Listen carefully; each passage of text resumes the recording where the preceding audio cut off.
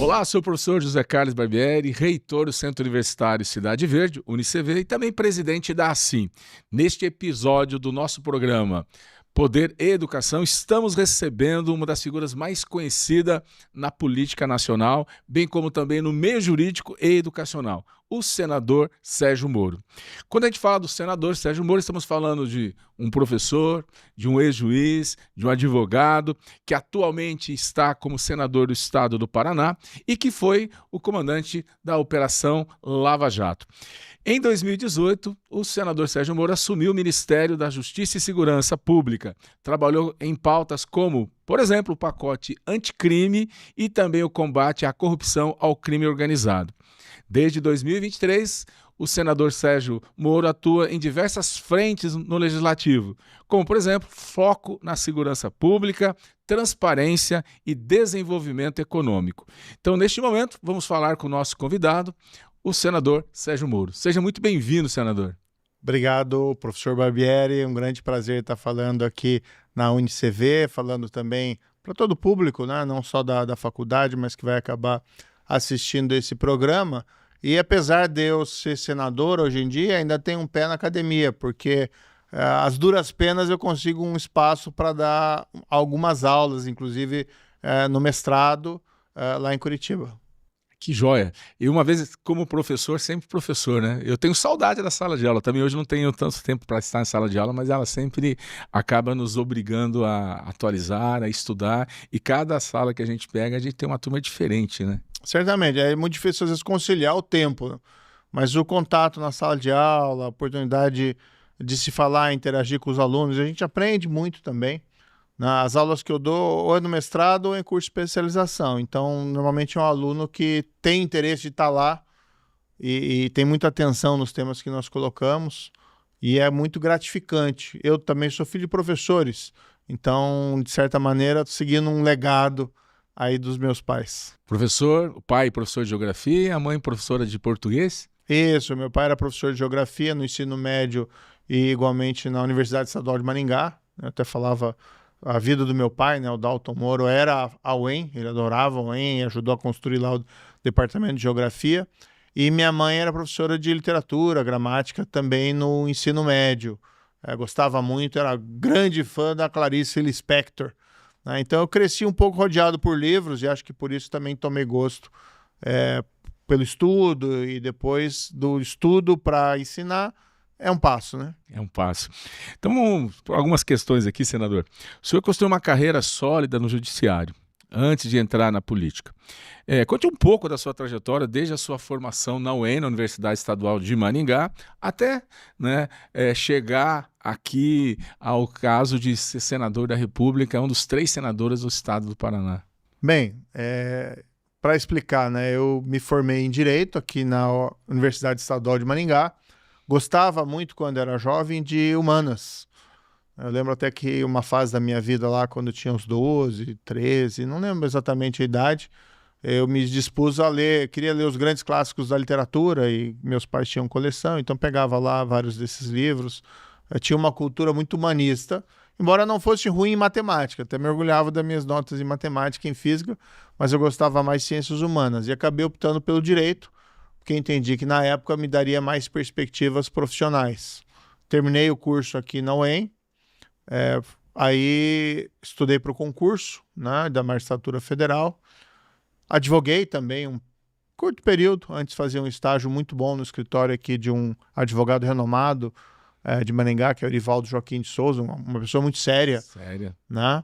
Respeitado, muito respeitado na cidade. Isso, era daqueles advogados clássicos, né? Que a gente vê até em filmes e pela seriedade o admirava muito. Mas a advocacia, você defende o seu cliente. E o seu cliente pode ou não pode ter razão. E é o direito do cliente ter a melhor representação possível. Claro que existem limites legais e éticos do que o advogado pode fazer, mas ele está a serviço do cliente, não necessariamente a serviço da justiça. E eu queria ter mais independência. E como juiz, a gente está vinculado apenas à lei.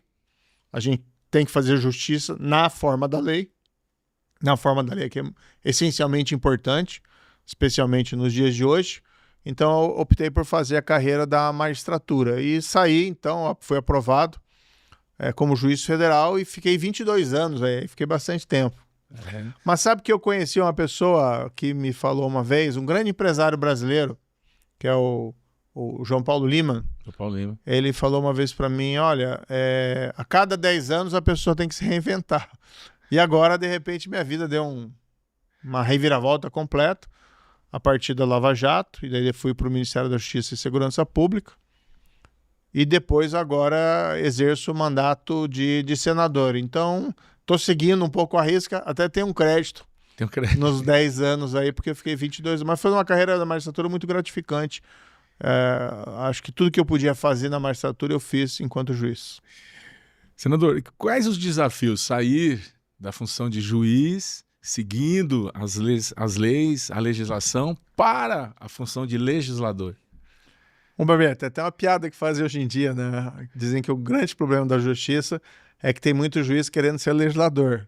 E o juiz está vinculado à lei, ele tem que aplicar a lei, ele não pode criar a lei. Exatamente. E embora isso possa parecer para alguns uma falácia, algo que não é veraz dado o contexto de hoje, você é ensinado na profissão jurídica de que você parte da lei.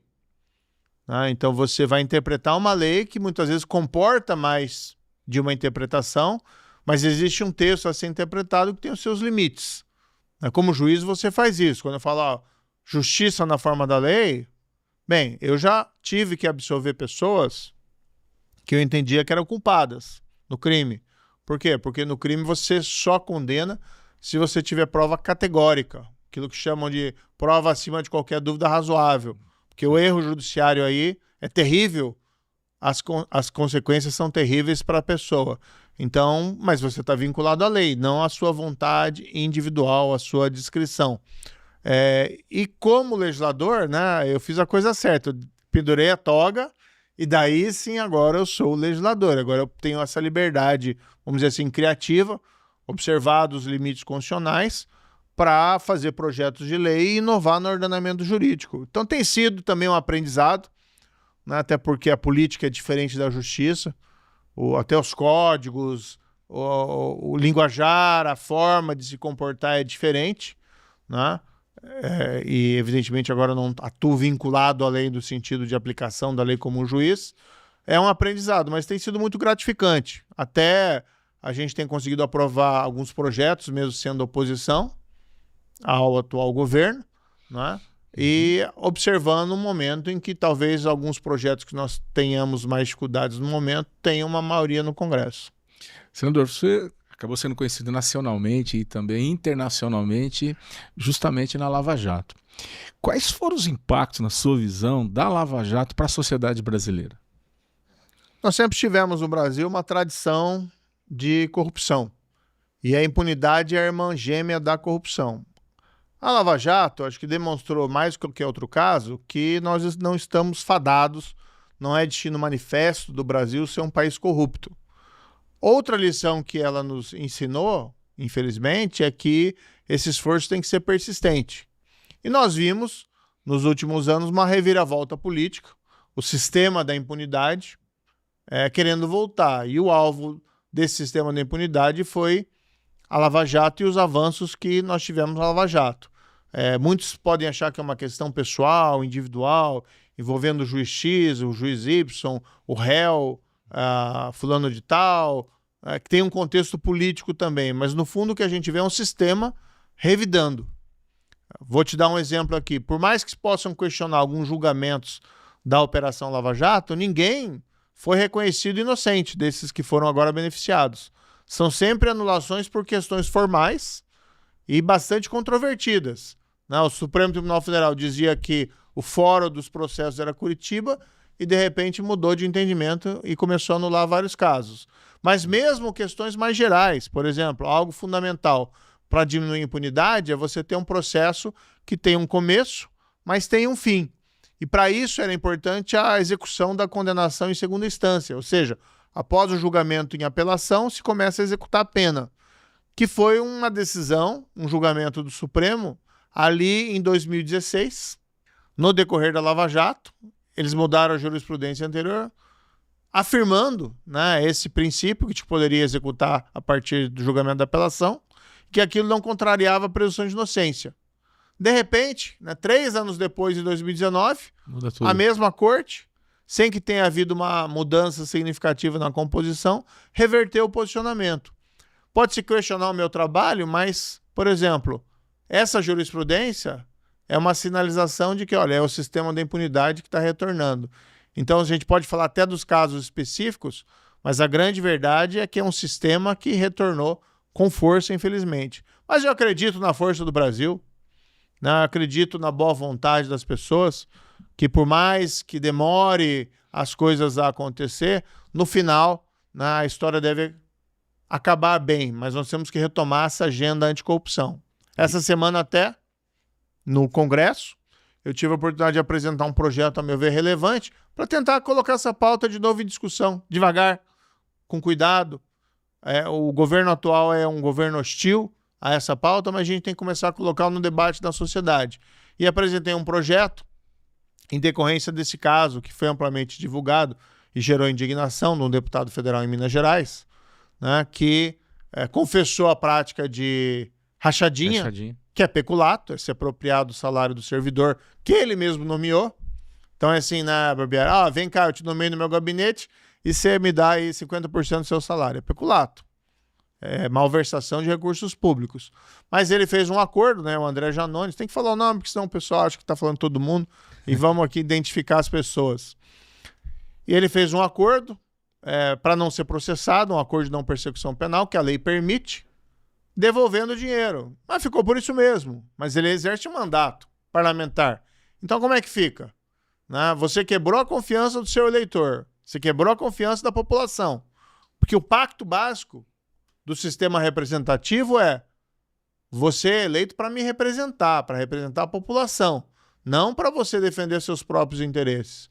E se apropriar de recursos públicos, peculato, você está quebrando esse pacto. Então, o projeto que eu apresentei é o projeto 869, que a gente sabe que vai ter uma tramitação que não será fácil, mas vamos lutar para aprová-lo. Diz que nesses acordos, condição necessária é renúncia do mandato. Então, quer fazer o acordo? Não quer ser processado? Bem, renuncia ao mandato parlamentar, no mínimo. Né? É o que se impõe, já que o Ministério Público acabou não exigindo essa condição, vamos colocá-la como obrigatória para esse tipo de acordo. Então vamos tentar retomar devagar essa agenda. Vai demorar. Vai, certeza. É difícil, mas o horizonte, né, a gente nunca descobre o que tem nele se a gente não começar a caminhar na sua direção. E nós acreditamos, quando nós estamos falando de educação, estamos falando para professores que estão em formação, para professores, para alunos, eu acredito que o poder da educação aí faz toda a diferença. Nós temos que trabalhar temas transversais e um dos temas justamente é a corrupção, trabalhar em sala de aula desde o começo. Eu não posso me apropriar de uma borracha que não é minha, de um lápis que não é meu, eu não posso pegar até um dinheiro lá na sala de aula que não é meu. Ou seja, qualquer coisa que eu possa pegar que esteja seguindo, não esteja seguindo o bom senso, a boa educação, a gente tem que, desde cedo, já mostrar para essas crianças.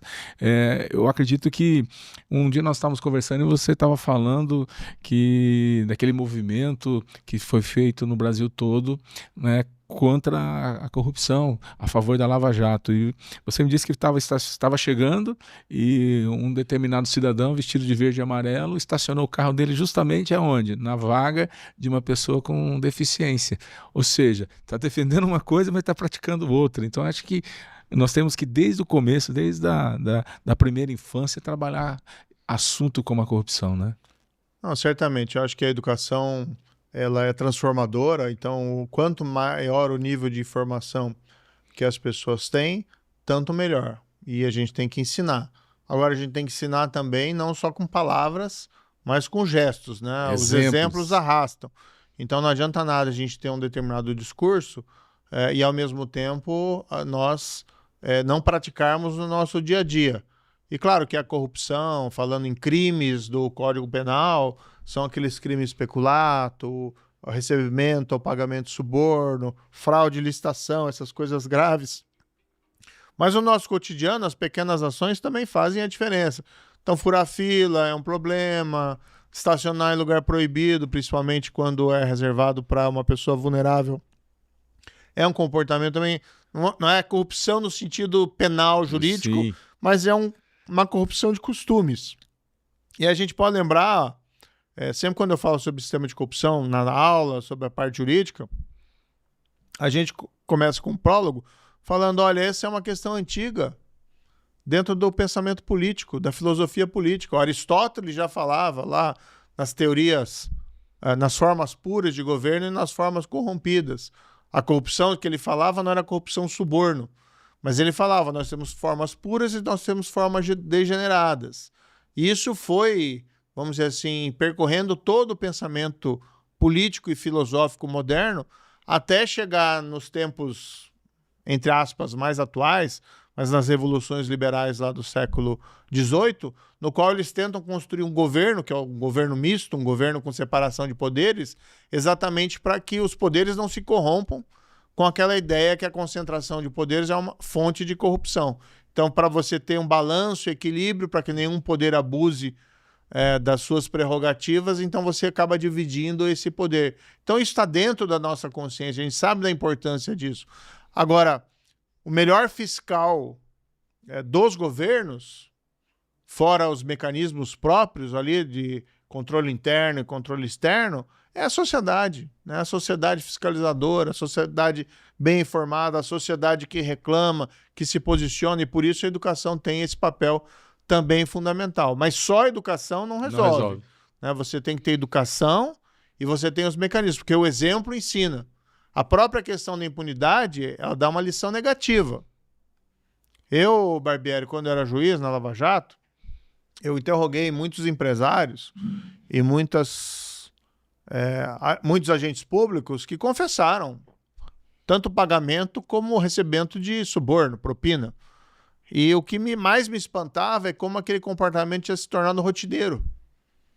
Então era quase como se houvesse, por exemplo, para obter contratos na Petrobras, e esses fatos nunca foram infirmados nessas anulações formais, era quase como obrigatório você pagar um percentual. E claro que existem casos também que a gente sabe que os empresários são coagidos, são submetidos a alguma espécie de coação, extorsão para pagar propina, mas quando até se indagava alguns desses empresários que admitiam, nenhum deles falava, não, fui forçado, era obrigado, ou fui ameaçado. Em geral, era quase como se fosse uma obrigação consentida. Não que eles quisessem, mas também não se esforçavam em tentar evitar. Né? Por exemplo, um empresário que pagava suborno reiteradamente para um gerente da Petrobras e jogava golfe com ele, entendeu? Então não é coação, não é extorsão. E esse comportamento rotineiro é por quê? Porque as pessoas aprendem com exemplo. Tem um autor que é muito importante para quem quer estudar esse tema, que é um sociólogo americano, que é o Edwin Sutherland. E ele foi o responsável por cunhar aquela expressão crime de colarinho branco, certo. White collar crime. Aliás, ele apresentou essa expressão numa palestra que ele fez na Associação Nacional lá de Sociólogos dos Estados Unidos, lá em 1949. Termo antigo. Antigo. E uma das coisas que ele cunhou nos estudos dele é o que ele chama de teoria da associação diferencial. É basicamente o seguinte, as pessoas se comportam em determinado meio observando o comportamento das outras. Então dá para explicar isso muito fácil quando você vai num espetáculo teatral, né? E as pessoas começam a levantar para aplaudir. Você pode até não ter gostado muito da peça, mas se muita gente levantar, você, tá bom, vamos lá. Né? E o contrário é verdadeiro. Se as pessoas ficarem, né, mais amuadas e os aplausos forem moucos, você vai ficar mais restrito. O comportamento corrupto, ou no caso, o crime de colarinho branco, na avaliação mais abrangente lá do Edwin Sutherland, é um comportamento que se aprende dentro de determinado ambiente. Por isso que o exemplo é fundamental, não se corromper e punir quem se corrompe. Tem que diminuir as oportunidades e aumentar os riscos. E gerar um círculo virtuoso de comportamento. Muito legal, uma boa aula aqui. Você viu? Uma boa aula. Você ficou durante 2 anos e pouco como ministro da Justiça do país. E lá você teve várias pautas que foram pautas anticrime. Ali, o que você considera como sendo assim, as suas maiores conquistas, o que se orgulha de ter tido esse tempo lá no Ministério da Justiça? Olha, a gente foi para cima do crime organizado. Aqui não quero falar nada, né? Mas eu sou o único ministro da Justiça e Segurança Pública que tem hoje um problema com o crime organizado, né? Há uma tentativa, um plano de retaliação que foi descoberto pela Polícia Federal, foi amplamente divulgado, de sequestro, de assassinato, e a gente tem que estar cercar de cautelas em relação a isso. Por quê? Porque a gente foi para cima, a gente mudou o discurso. Os crimes caíram significativamente no Brasil de 2018 para 2019. Pra você ter uma ideia, pelos dados do IPEA, assassinatos caíram 22%. Tá? Outros crimes caíram em percentuais também significativos. Aqui não tem os números exatos para te relatar. Mas o que a gente fez? A gente começou isolando as lideranças da maior organização criminosa do país, que é o PCC, em presídios federais de segurança máxima. Cortamos as comunicações não controladas com o mundo externo dessas lideranças com o mundo exterior. E aí não só dessas, mas de outras lideranças criminosas. Porque como é que você resolve o problema do crime organizado? Prisão dos líderes, com investigações exitosas, isolamento em presídios de segurança máxima e tem que cortar a comunicação com o mundo externo, porque senão ele continua mandando no crime lá de dentro. O que nós fizemos também? Aprovamos a lei do confisco alargado, em parte no projeto do pacote anticrime. Não conseguimos fazer tudo que a gente queria no pacote anticrime, houve muita resistência do Congresso e houve também inserção de medidas lá que prejudicaram o combate à criminalidade, mas foi o que pudemos fazer na época. Mas entre os dados positivos, e também mudamos na lei antidrogas, o chamado confisco alargado, que é um instituto que já tem em outros países, que basicamente diz o seguinte: se você é um criminoso profissional e habitual, se você tem um criminal lifestyle, todo o teu patrimônio, após a condenação criminal, fica sujeito ao confisco criminal, salvo aquilo que você demonstrar que tem correspondência com seus rendimentos lícitos, para doer no bolso. Mas outras coisas que a gente fez, que me orgulham muito, uma delas foi o Banco Nacional de Perfis Genéticos, Sim. que estava dormente, a gente revitalizou, e é um instrumento moderno de investigação. Porque eu vou dizer uma coisa para você também, Barbieri. Eu não acredito em bang-bang na segurança pública. Precisa ter inteligência, precisa ter planejamento e precisa ter ações efetivas. Não se resolve do dia para a noite, mas você tem que caminhar na direção correta. O perfil de bancos genéticos é o banco de DNA de criminosos. Virou até uma série Netflix, um caso famoso no Brasil, que é o DNA do crime. DNA do crime, assisti. Que foi uma investigação que foi feita pela Polícia Federal, com base de um assalto da Prosegur lá em Cidade Leste, no Paraguai. A Polícia Federal foi chamada para ajudar e conseguiram identificar vários dos responsáveis dos criminosos através de exame de vestígios corporais deixados no local do crime ou no local que eles tinham habitado, né, morado antes de realizar a atividade criminal. E aqui em Curitiba, aqui no Paraná, teve um caso para mim que foi emblemático da potencialidade do Banco Nacional de Perfis Genéticos, que é o caso da menina Raquel Genofre. Qual que é essa história? Às vezes, o pessoal de Maringá que não está tão familiarizado, mas em Curitiba todo mundo conhece. Era uma menina de 9 anos, tá? Em 2008, ela sai, é uma menina humilde, sai da escola pública para a casa dela, desaparece no meio do caminho. Dias depois, o corpo dela aparece numa maleta, abandonada na rodoferroviária de Curitiba. E aí foi aquele assassinato brutal, aquele crime atroz, que choca toda a cidade. A polícia não mediu esforços para tentar identificar o criminoso. Resgate de câmera, busca de testemunhas, encontraram material biológico no corpo da menina, né, então do assassino, e identificaram o DNA e fizeram cruzamento com 200 suspeitos, pra você ter uma ideia. Nenhum deu correspondência. Bem, salto no tempo. Em 2019, porque a gente começou a cumprir a lei do Banco Nacional de Perfis Genéticos, coletando o DNA de condenados por crimes violentos nos nossos presídios, e se encontrou um preso lá em Sorocaba, se extraiu o DNA dele, que é basicamente passar um cotonete na boca, tirar células da mucosa, colocou no banco de dados e deu correspondência. Não era um suspeito. A menina, infelizmente, teve o azar fatal de ter cruzado com um predador, um assassino cruel, que passava pela cidade e deixou a cidade logo em seguida. Foi confrontado, né, com a correspondência, não tenho o que falar, confessou, foi condenado a mais 30 anos de prisão. Veja, 11 anos depois, uma família que perde a filha, tem pelo menos, não a filha de volta, que é impossível, infelizmente, mas a satisfação de saber que o assassino foi pego, punido, e mais, você imagina o sofrimento, Barbieri, se acontece com um familiar teu, e você não sabe quem é o culpado.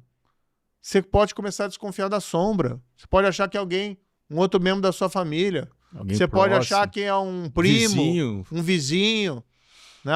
Um amigo. Como é que você vai saber, né? Então, pelo menos aquela família encontrou alguma paz e revela toda a potencialidade do Banco Nacional de Perfis Genéticos. Então, segurança pública, que é outra agenda que a gente precisa retomar, que foi abandonada pelo atual governo, por isso que a gente atua tanto no Congresso em cima desse tema, é um tema importantíssimo. Quanta gente a gente conhece que deixou o Brasil, não só em busca de oportunidades econômicas melhores, mas também porque se sentia inseguro. Quanta gente nas periferias das grandes cidades tem medo de sofrer algum ataque do crime organizado, que domina, às vezes, territorialmente. Então, tem muito a fazer no Brasil e eu, particularmente, tenho orgulho do trabalho que a gente fez no Ministério. Claro que, né, a gente não ficou tanto tempo quanto nós queríamos e é um trabalho sempre que precisa de uma continuidade. E não existe aquela bala de prata, vou fazer isso e acabou o problema. Não, é ação efetiva do dia a dia, da trabalho, os recursos são limitados, mas tem que ir na direção certa. E os números da violência no Brasil são muito acima da grande maioria dos países do padrão mundial. Então tem como fazer, tem como resolver, tem como melhorar, mas tem que ir na direção certa. Perfeito. Nós falamos de você como juiz, destaque para Lava Jato, falamos de você como ministro da Segurança, da Justiça e Segurança Pública. Agora lá no Congresso, lá como senador, você tem algum projeto que está em andamento, que merece ser conhecido por todos nós, que tem um destaque aí, para que a gente possa ter aí no futuro uma legislação diferente do que a gente tem hoje? Tem alguma coisa específica? Não, eu tenho vários projetos. Inclusive um que amplia o Banco Nacional de Perfis Genéticos, para não ser só criminosos violentos, mas todas as pessoas condenadas por crimes que dão pena de prisão. E permitindo também que na fase de investigação, numa prisão em flagrante, já seja coletado obrigatoriamente o perfil genético. Porque a nossa lei, pra você ter uma ideia, ela é muito modesta em comparação com a lei de outros países. No Reino Unido, eles têm um banco de dados de 8 milhões. Aqui a gente tem um banco de dados de 280 mil. Entendeu? Então olha a proporção de diferença de população. Exatamente. Né? Nós aprovamos essa mudança legislativa no Senado. Tá? Na verdade, eu fui o relator. Tá? O projeto é da senadora Leila Barros, eu fui o relator. A gente aprovou no Senado, nas comissões de Constituição e Justiça, na Comissão de Segurança. Está na Câmara, a gente trabalha para aprovar lá também. É um pouco mais difícil por causa da distância, né? No sentido institucional, mas conseguimos aprovar na CCJ, aguarda o plenário. Mas vou te dar um outro exemplo interessante. Essas mesmas semanas nós aprovamos na CCJ um projeto de lei e essa aprovação me deu muito orgulho, porque eu fui o relator, e o projeto de autoria da minha esposa, a deputada federal Rosângela Moro, na área da saúde. O que é o projeto dela? Ela trabalhou muito com esses temas de doenças raras e pessoas com deficiência, que têm uma dificuldade de acesso de medicamentos e tratamentos na rede pública de saúde muito grande, gerando até um subproduto negativo, que é a judicialização excessiva do acesso à saúde. Mas qual que é o projeto dela? E vale para outras questões também, fora de pessoas com deficiências ou doenças raras. Altera a composição do CONITEC. O CONITEC, para quem não sabe, é o órgão no Ministério da Saúde que decide sobre a inclusão ou não de medicamentos ou tratamentos na rede pública de saúde. A Anvisa aprova o medicamento, por exemplo, no aspecto técnico. E a Conitec vai analisar tecnicamente, não se o medicamento é bom ou não, mas se há condições de incorporação dele na rede pública. O que é o projeto da deputada Rosângela Moro? Ela prevê que há uma alteração na composição da Conitec para abranger um representante de uma associação representativa dos usuários do sistema de saúde, relacionada à especialidade ou à patologia envolvida naquela discussão. Ou seja, é uma posição rotativa. Então, vai discutir, por exemplo, a inclusão de um novo tratamento para quem tem insuficiência renal, problemas de rim, chama um representante de uma associação nacional representativa dos doentes, né, de rim, com pessoas com doenças renais, para ter vez e voto na Conitec. Vai chamar um tratamento, vai discutir um tratamento específico para uma doença rara, né, doença, aquela ELA, né, de paralisação. Vai ter um representante com voto e vez, oportunidade para falar, dentro da Conitec. Vai resolver os problemas da saúde pública? Não, mas vai dar uma voz, né, e vai dar mais legitimidade. E, eventualmente, pode levar à incorporação de medicamentos que talvez aquelas pessoas que hoje acompanham a Conitec não tenham presente a importância, né, que esses novos tratamentos têm na vida das pessoas e possam até gerar um impacto orçamentário positivo no sistema de saúde. Porque muitas vezes você não incorporar um medicamento pode não gerar um custo imediato com aquele medicamento caro, mas as pessoas que ficam sem medicamento precisam do sistema de saúde para os cuidados paliativos, que às vezes são até mais caros do que se comprasse o medicamento necessário para resolver aquele problema. E, embora eu tenha falado pessoas com doenças raras ou pessoas com deficiência, vai valer para tudo. Pessoas com câncer, por exemplo, que pode atingir todo mundo da população. Um tratamento novo, um medicamento novo. Então, é um projeto meritório. Votamos na CCJ essa semana e eu tive a honra de ser o relator. E ali eu não era o senador Sérgio Moro, mas era o marido da autora do projeto. Né? E o projeto foi multi-elogiado. Na CCJ agora está indo para o plenário, conseguimos aprovar a urgência desse projeto e deve ser votado nas próximas semanas e aí vai a sanção presidencial. Que legal. Nessa tua fala, eu gostaria de dizer duas coisas a respeito da nossa instituição. Nós temos o curso de Direito aqui na cidade de Maringá. Hoje nós estamos com mais de 800 alunos e no nosso núcleo de prática jurídica, a grande maioria das ações são exatamente em relação aos medicamentos, que as pessoas precisam e têm essa dificuldade de ter acesso. Outra coisa que você deu como exemplo também foi doença renal. Nós temos uma parceria na cidade de Blumenau com um hospital que é chamado de Pró-Renal. Lá no Pró-Renal nós temos um projeto que é de reeducar. Então, as pessoas que têm insuficiência renal têm que fazer hemodiálise, elas fazem 2 ou 3 vezes por semana, fica lá 3, 4 ou 5 horas e a gente tem uma parceria. Eles conseguiram na cidade de Blumenau os tablets e nós damos as bolsas de estudos. Então, muitos, já foram quase 80 bolsas, muitos dos pacientes, enquanto estão fazendo hemodiálise, estão lá, ao invés de ficar assistindo uma televisão, né, eles estão tendo aula e já tivemos desses quase 80 alunos, 12 que já colaram o grau e que hoje estão exercendo a sua profissão lá em Blumenau, na região de Blumenau. E o Pró-Renal já foi até matéria nacional justamente por destacar a importância dessa acolhida, dessa proximidade com o doente e poder dar para ele uma perspectiva diferente de vida. Então, dois exemplos que você acabou dando que eu lembrei dessas nossas atividades como educadores formando, então... meus parabéns, programa muito, muito interessante, né? E como disse, a vida é um eterno aprendizado. E no fundo, quando uma pessoa fica doente, né, a gente sabe que o psicológico afeta muito ela, né? Então, se ela vê durante um tratamento que é difícil, hemodiálise, né, poder se aprimorar, é extremamente positivo, não só para ela aprender, né, e eventualmente isso pode levar a uma melhora da vida dela, mas eu tenho certeza também que impacta positivamente no tratamento, já que a pessoa fica pensando, não ficar pensando concentrada no seu problema, né, na sua doença, mas sim Exato. como seguir adiante. Então, meus parabéns. Obrigado. Estamos chegando ao final, parece que passa rápido quando o assunto é bom e quando a pessoa tem muito conteúdo para nos passar.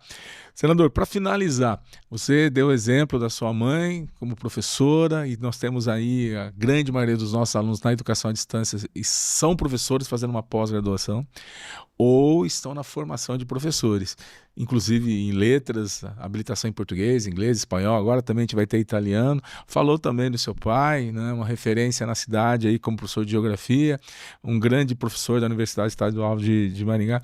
Qual a mensagem que você poderia dar para as pessoas que estão se formando como professores, já que também é professor, e para aqueles alunos que ainda de repente tem aquela, será que vale a pena estudar? Será que é realmente necessário ter uma graduação nesse mundo tão líquido que nós temos hoje?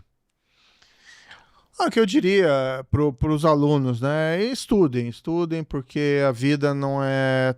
A vida é cheia de alegrias, mas ela também tem as suas dificuldades. E o estudo sempre gera oportunidades, abre portas. E muitas vezes, quando elas não estão muito visíveis, né? Muitas vezes, até quando algumas portas se fecham, outras se abrem. E quanto mais você tiver habilitado, tanto melhor você vai ter essas condições. Além da questão não só profissional, mas da questão de conhecimento, do enriquecimento, né? O estudo é para a alma, a leitura é para a alma, não é só para ganhar dinheiro, né? Vamos colocar dessa maneira. E a própria questão que mencionei que foi da função pública, né? Quem for para essa área e tal, ou mesmo quem está numa atividade privada, você conseguir conciliar, né? Atender as pessoas, conseguir melhorar a vida de alguém, é sempre uma oportunidade única que você tem e o estudo te habilita para ter essas condições. Para os professores, né, como eu disse, eu dou aula duras penas ainda, não sei até quando vou conseguir isso. Tem meus alunos ali do mestrado e alguma coisa de especialização. Nem sempre é tão fácil, né? Você tem que estar motivado e você tem que tentar despertar no aluno o desejo para o conhecimento. No campo do jurídico, o que eu busco fazer, muitas vezes, Barbieri, é relacionar, que acho que os americanos fazem muito bem, aquela questão dos precedentes. Então, não discutir só a lei em abstrato, mas a lei em movimento. Tem um famoso adágio de um juiz norte-americano, que foi juiz da Suprema Corte, que é o Oliver Wendell Holmes, que ele tem um livro escrito lá, The Common Law. Aí o livro dele começa com a frase lapidar assim, a vida no direito não é lógica, mas experiência. Para as pessoas entenderem como essas concepções, esses conceitos abstratos, a lei, né, a norma, ela em movimento, como ela se aplica nos casos concretos. Por exemplo, quando eu falo do caso do Banco do Perfil Genético, quando você relata os casos, que a gente entende a importância desse instrumento, e aí você pode começar a discutir, bem, mas quais são os problemas jurídicos que eventualmente envolvem a coleta do material? O procedimento é invasivo?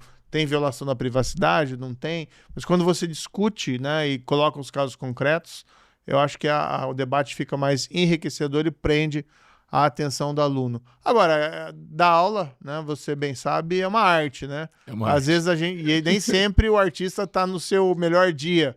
Eu creio que meus pais, porque pelo que eu vivenciei aqui na Maringá, circulando pela cidade, sempre encontrava gente que, fui aluno do teu pai, fui aluno da tua mãe, e me diziam com certa alegria isso, né? Ficaram na memória, ficaram na lembrança.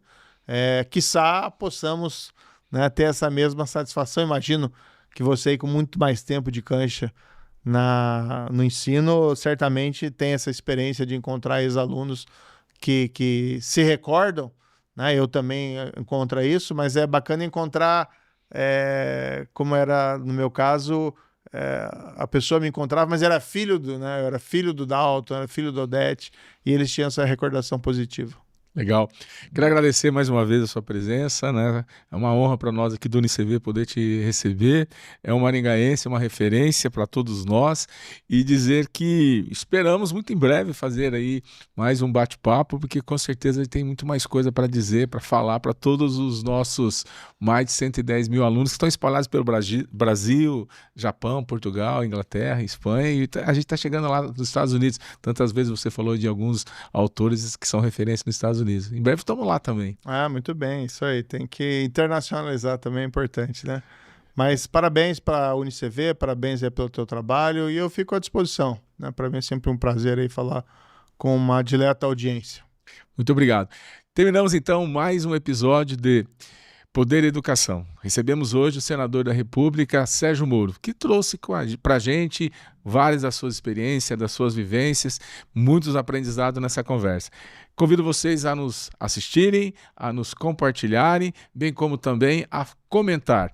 Lembrando que o Poder e Educação é transmitido pela Rádio UniCV e também pelo canal do YouTube. Até o próximo episódio. Muito obrigado.